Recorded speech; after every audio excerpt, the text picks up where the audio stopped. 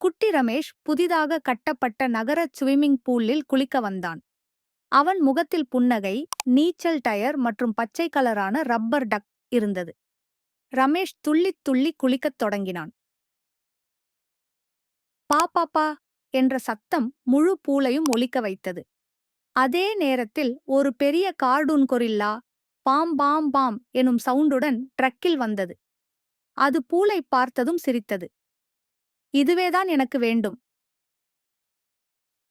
Gorilla ஒரு குழாயை பூலுக்குள் போட்டுவிட்டு பம்ப் பண்ண ஆரம்பித்தது.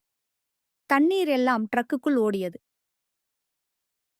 ரமேஷ் பார்த்தபோது பூல் வெறுமையாயிருந்தது. கொரில்லா காட்டில் ஒரு மூங்கில் குடிலின் பக்கத்தில் சிறிய பூல் வைத்திருந்தது. அங்கேதான் அந்த திருடிய தண்ணீரை ஊற்றியது.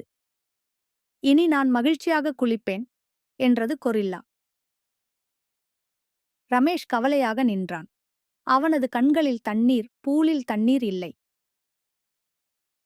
அம்மா சொன்னார், வா ரமேஷ், அந்த கொரில்லாவிடம் பேசப் போகலாம். ரமேஷ் காட்டிற்குள் சென்று கொரில்லாவை சந்தித்தான். அவன் மென்மையான குரலைக் கேட்டதும் கொரில்லா மனநெகிழ்ந்து தண்ணீரில் பாதியை திரும்பக் கொடுத்தது.